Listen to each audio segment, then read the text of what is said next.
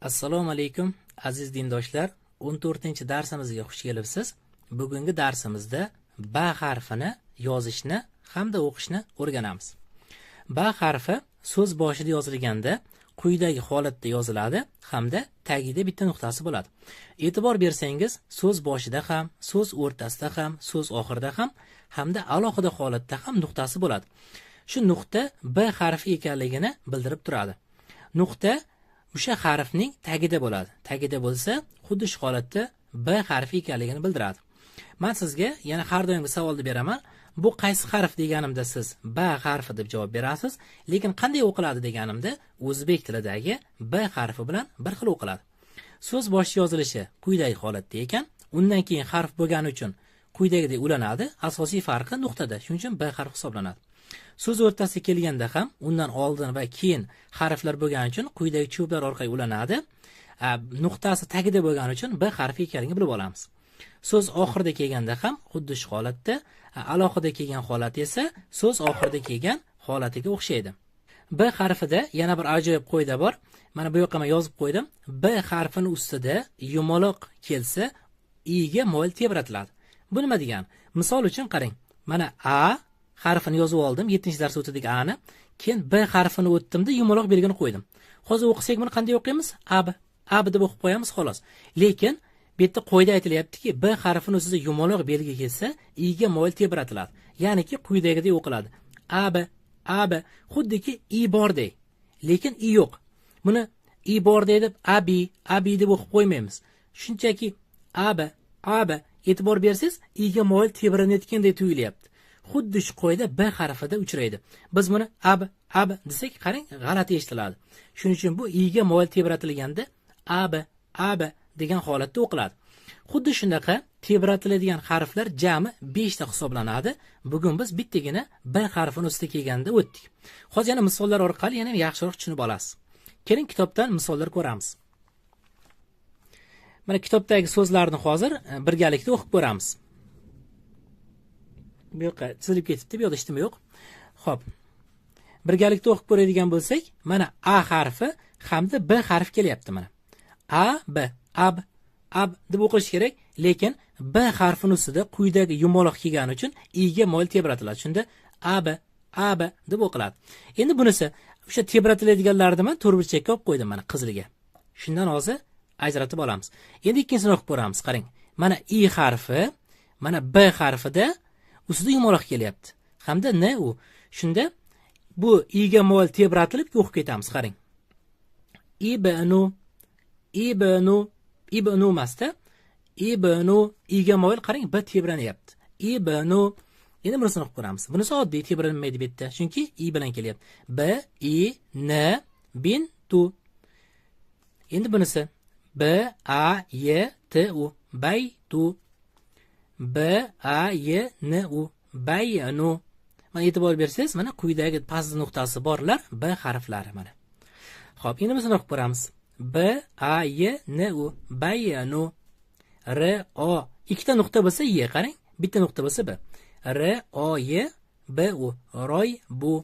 Mana yana bunda ham tebratilar ekan, chunki mana b harfining ustida nima kelyapti? Yumaloq belgi kelyapti. O'qib ko'rsak, z a y zay n a b zaynab. Mana qarang, b i ga mo'l tebranyapti. Zaynab. Nab. Qarang, mana i ga mo'l tebranishi kerak. Endi bu yog'ini o'qib ko'ramiz.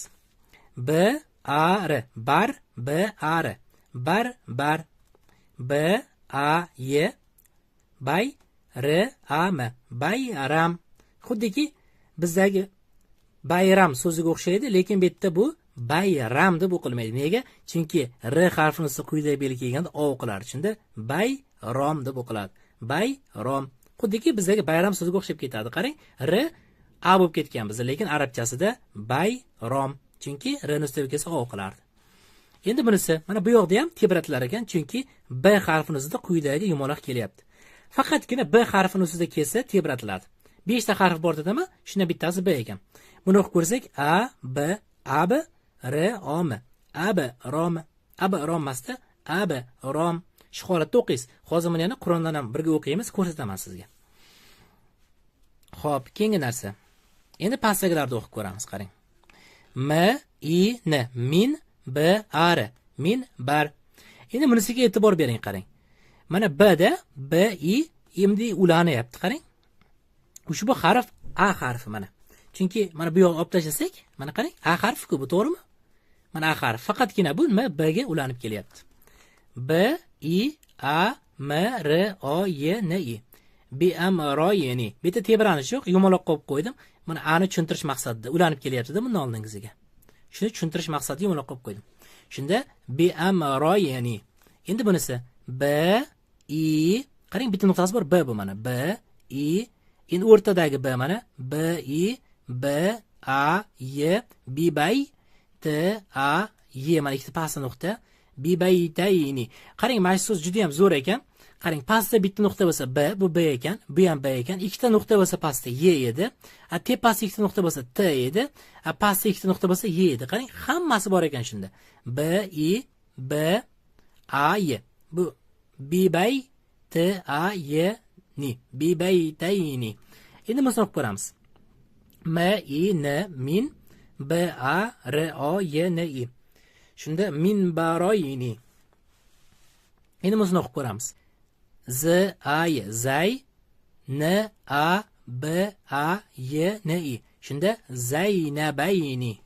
Shu holatda o'qirasiz. Keling, men sizga endi boshdan endi o'qib beraman. Men to'rtburchakka olib qo'yganlarimda b ni tebratish esingizdan chiqmasin. Keling, birgalikda endi boshdan o'qiymiz. Aba ibnu bintu baytu baynu roybu zaynab barbar bayram abram abram minbar biamrayni bibaytayni minbarayni zaynabayni. Endilikda shu so'zlarni hozir daftarga bir yozib ko'ramiz. Birinchisini yozdik. Ab degan so'zni a harfi birinchi, ikkinchi katayda, b harfi esa ikkinchi katayda yozildi. Qarang, e'tibor bering. B harfini ustida yumaloq kelgani uchun bu ab iga moyil tebratib o'qilyapti. Qarang, mana bu yerga o'qilishini yozib qo'ydim. Faqatgina yumaloq kelsa, tushunarli, eslab qoling. Endi bunisi i harfini birinchi, ikkinchi katayga yozdik. I mana yana b harfi kelyapti yumaloq holatda. Shuning uchun ib nu. Mana qarang, i ni bu holatda yozib qo'ydim. Ataylab shuni farqiga borishingiz uchun. Shunda ib nu. Endi biz o'qib ko'ramiz. B I N bin tu. Bunda tebratilish yo'q, chunki b ni ustida nima yo'q? Yumaloq yo'q. Tagida bu yerga kelyapti. Shunda bin tu. Endi bunisini baytu. Bunda ham yumaloq yo'q. Endi bunisida qarang, yana b ni ustida yumaloq bor, shuning uchun bu tebratiladi. Buni o'qib ko'radigan bo'lsak, z a y n a b zaynab. Endi sizga savol tug'ilishi mumkin-da. Men b ni ustida yumaloq borligi esimdan chiqib qolsa-chi, masalan, tebratmasam buni, Zaynab deb o'qib qo'ysam-chi desangiz, qanday ajratib olaman desangiz, bu Qur'onda juda ham chiroyli holatda keltirilgan. Qur'on Karimning tajvidlisida bu b harfining ustida yumaloq belgi kelsa, ataylab buni ko'k rangga olib qo'yishadi. Mana tajvidli Qur'onda ko'k rangda keladi deb yozib qo'ydim. Hozir men sizga xuddi shuni Qur'onda ham ko'rsataman. Tajvidli Qur'onda ko'k rangda keladi. Qarang. Eslatib o'taman, biz hozir Qur'oni Karimdan ko'ramiz ushbu qoidani. Siz tahoratli holatda bo'lishingiz kerak.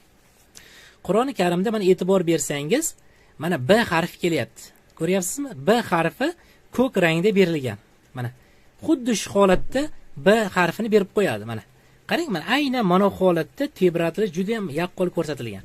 Mana b harfi nuqtasi bor tagida, hamda ustida yumolog'i bor. Yumaloq Qur'oni Karimda xuddi shu holatda keladi.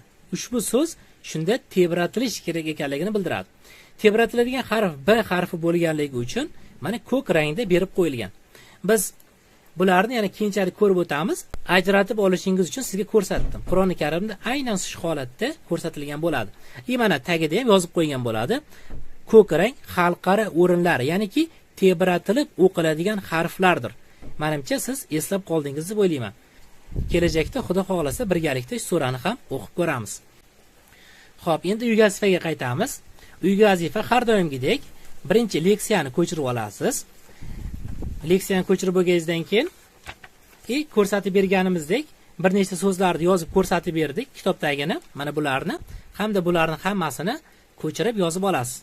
Mana bu yog'i sal ko'rinmay qolgan, hozir men bu yog'ini ham ko'rsataman. Birinchi bu tarafda yozasiz. Bularni mana qizilga olib qo'yishni unutmang.